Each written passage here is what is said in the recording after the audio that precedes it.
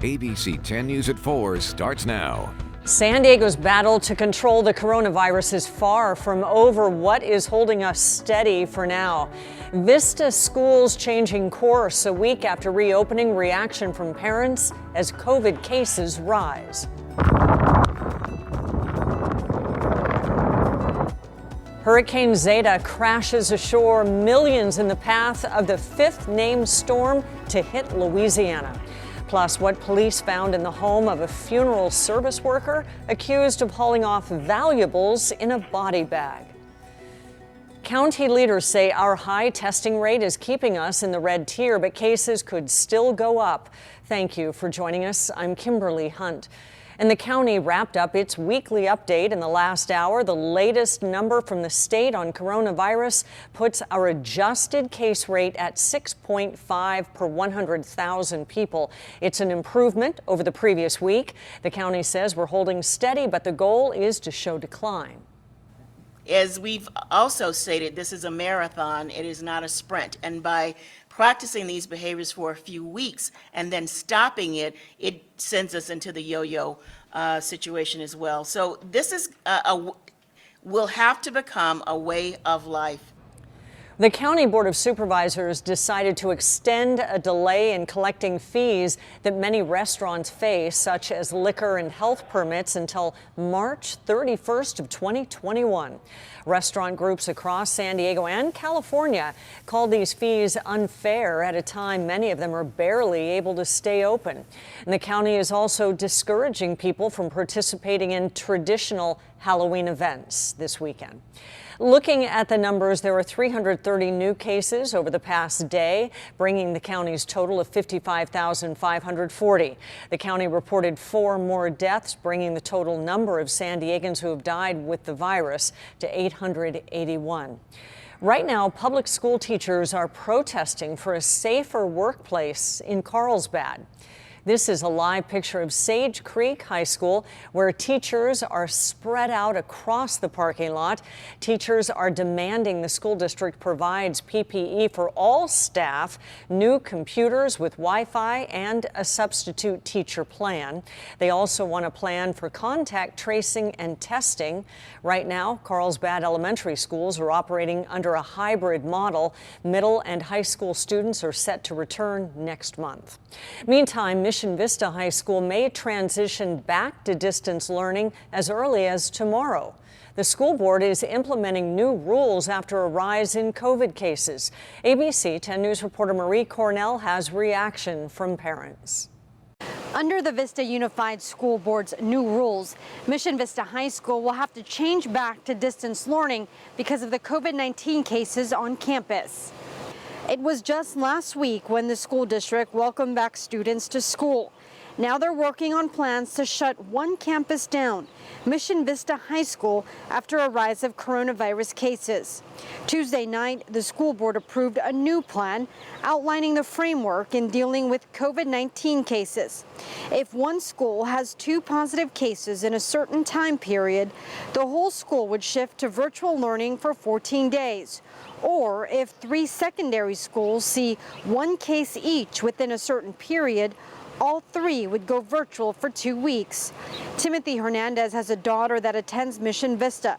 He says he started to get concerned after the first day of school. How many kids are in your class? And she said there was 30 in one of her classes. And I'm like, well, how far are you guys apart? She's like, well, we're about 4 feet apart. We're not really 6 feet. And, you know, it's just like a regular classroom. He believes in light of the COVID-19 cases on campus in just a week, the district may need to revisit their reopening plan. I think they just need to reevaluate their plan, and I probably wouldn't bring them back until after summer next year. But I know they've been having problems getting substitute teachers here. So that right there, if you're having problems getting substitute teachers, that says a lot. The school district says they are still working out the plans for Mission Vista's transition back to distance learning, and parents should be notified by the end of today. Reporting from Vista, Marie Cornell, ABC 10 News. And teachers are taking us inside the classroom to demonstrate their concerns with social distancing in the Vista schools. We have that coming up on ABC 10 News at 5 o'clock.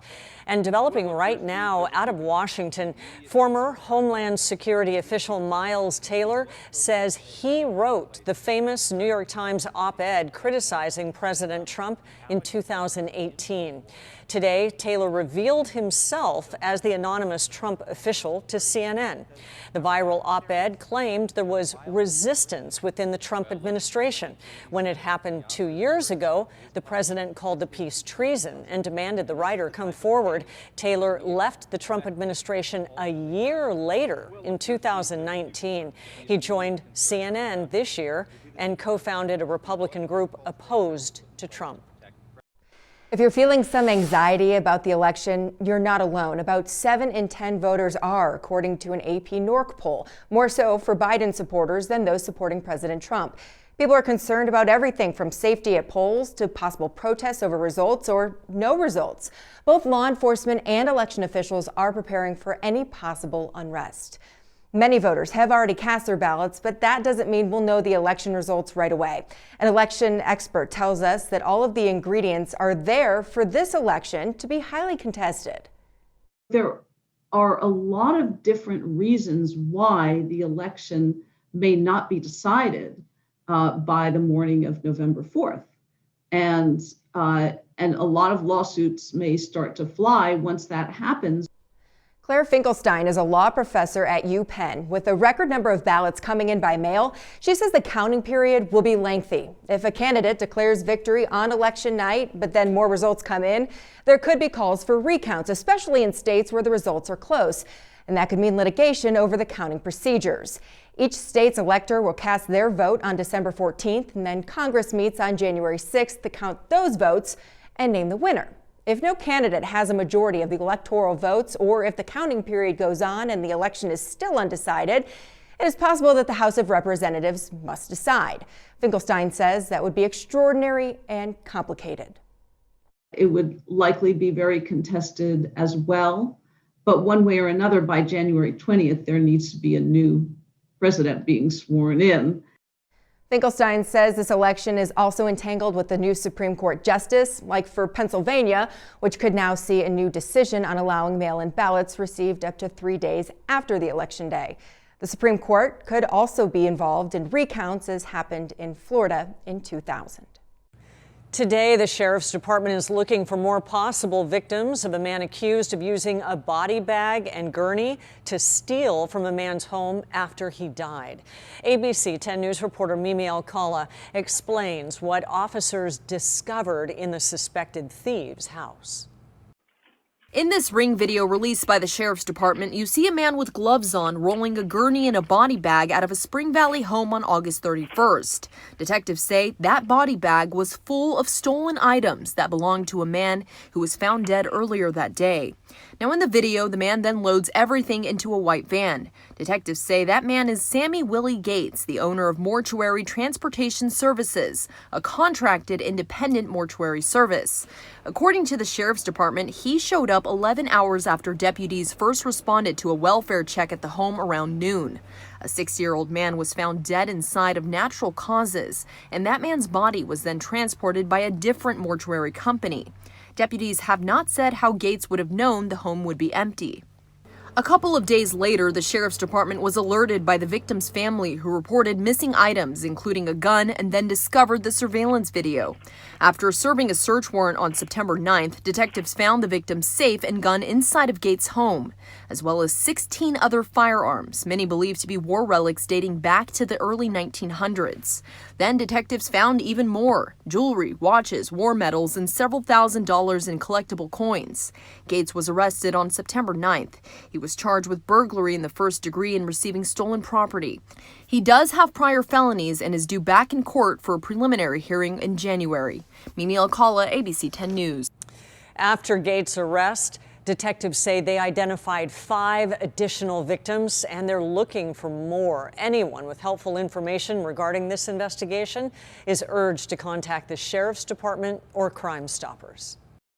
A member of the White House Coronavirus Task Force says the increase in cases we're seeing right now isn't just because of more testing. Admiral Brent Giroir says the proof of the increase is in the uptick in hospitalizations and deaths nationwide. The U.S. government will pay drug company Eli Lilly $375 million to supply 300,000 doses of its experimental antibody drug to treat COVID. The company will deliver the drug over the 2 months following an emergency use authorization from the FDA. The government can also purchase 650,000 more doses through June 30th.